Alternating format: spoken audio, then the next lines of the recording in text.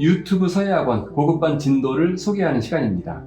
바로 전번에는 금문 작품을 소개했는데 12년 대괴계라고 하는 발음도 좀 어려워요. 그것을 소개하고 제가 이제 고르는 이 법석들의 특징 중 하나는 아주 질이 좋아야 된다는 것이 하나가 있고요. 또 한 가지는 좀 희귀해야 된다는 겁니다. 뭐 서점에 가면 다 있는 거다. 뭐 구성국 예천명 같은 것이다. 장명용비 뭐 그건 너무 중요하니까 했지만 너무 흔한 것보다는 여러분이 꼭 써봤으면 좋겠는데 시중에서 찾을 수 없는 것들, 그런 것들을 저는 좀 많이 고르려고 노력했습니다. 저도 이런 걸 공부하면서 등력을 많이 했기 때문에 여러분도 분명히 아주 쫀득쫀득한 영양가를 얻으실 수 있을 거예요. 자, 제목부터 보겠습니다. 한입니다. 한백서. 이것은 한나라 시대 최초로 만들어진 백서, 즉 죽간이나 목간이 아니라 비단 두루마리 말려있는 겁니다. 이렇게 거기에 써있던 글씨입니다. 이 주제는 황제서. 황제서는 황제사경이라고 쓰기도 해요. 이 황제는 진시황이나 뭐 고종황제 같은 그런 보통 황제가 아니라 황제라고 하는 고유명사가 있습니다. 거의 최초의 황제라고 할까? 치우천왕과 탕록 전투를 일으켰던 그 황제를 얘기하는 겁니다. 중국에서는 성인으로 보죠.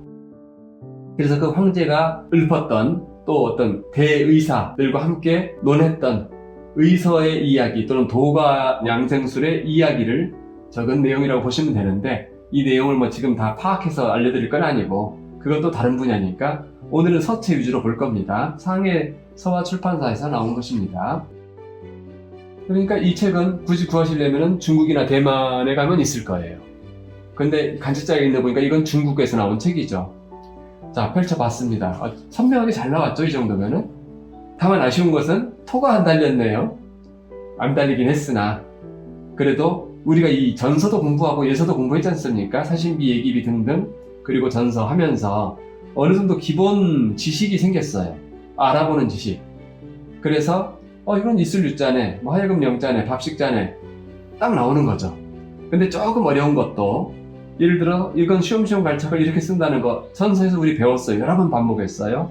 그러므로 이것은 이을연자구나, 해년자구나, 필발자구나, 약간 변형이 있긴 하지만 이건 한류자겠네, 이런 식으로 가닥이 나온다는 얘기죠.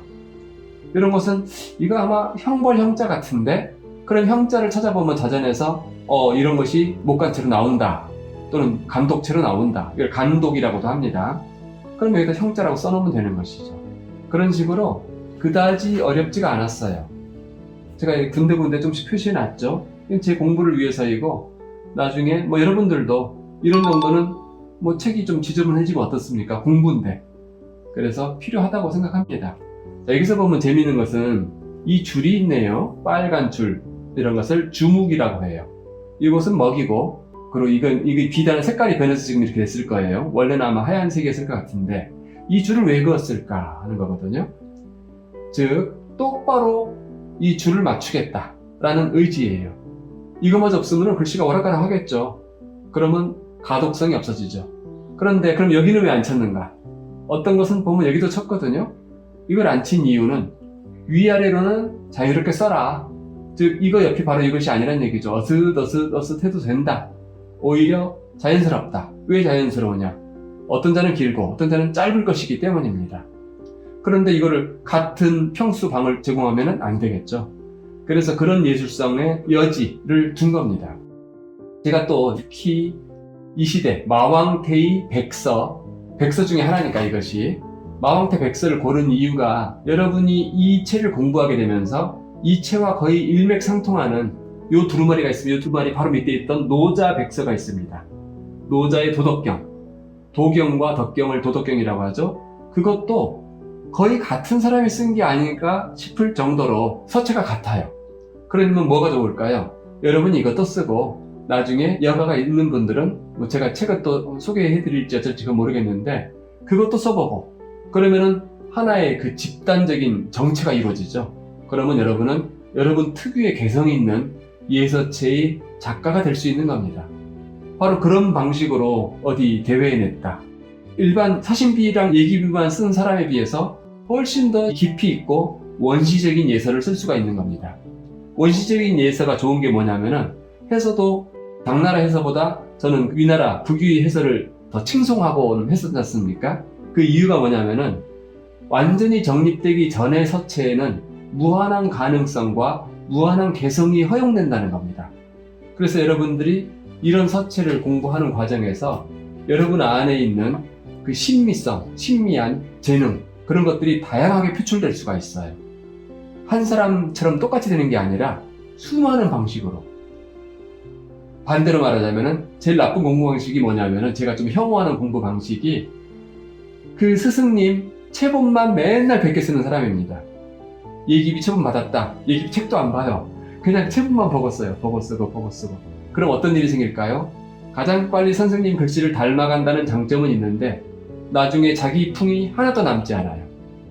그래서 공모전 가서 저도 심사할 때 이렇게 보면은 요거는 누구 제자구만 딱 나와요 답이. 이건 부끄러운 일이에요. 내가 누구 제자인지 들켰다는 것은 부끄러운 일입니다. 스승님을 또 욕되게 하는 일이에요. 왜냐면 가장 좋은 스승에 대한 효도가 스승을 넘어서는 거 아닙니까? 바로 요즘 나오는 승부라는 영화에서 이창호가 조은현을 넘어섰기 때문에 위대한 기사로 알려지는 것처럼 우리는 점점 앞서가야죠.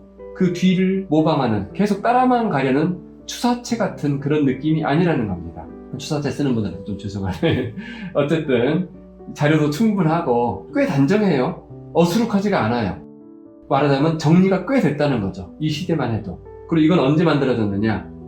예서, 예기비, 사신비, 의령비가 지금 그중에서 빨리 나왔는데 기원 후 한 200년?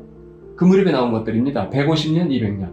그런데 이것은 기원 전 150년 정도, 170년 정도. 즉, 그런 우리가 흔히 아는 예기비 그런 것보다 대표성 있는 예서보다 300년 정도 먼저 나온 겁니다. 그렇기 때문에 더 상용문자적인 것들이 많이 이 향기가 남아있어요. 원시적 향기라고 할까요? 자연의 풀냄새, 이런 것들이. 그렇기 때문에 그 고전에서 느껴지는 그 향기, 문화, 그런 것들이 또 우리 가슴을 심원을 울려주는 게 있습니다.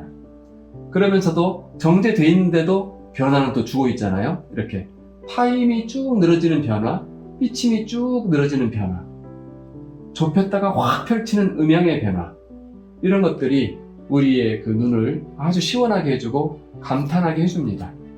그래서 이 제목이 뭐라 그랬죠? 마왕대 한백서, 그 중에서도 황제사경이라고 생각하시면 되겠습니다. 황제사경으로 정식 명칭을 하겠습니다. 이런 즐거운 과정, 학부적 과정을 함께하고 싶으신 분들은 유튜브 서예학원 고급반에 가입하셔서 함께 하시면 되겠습니다.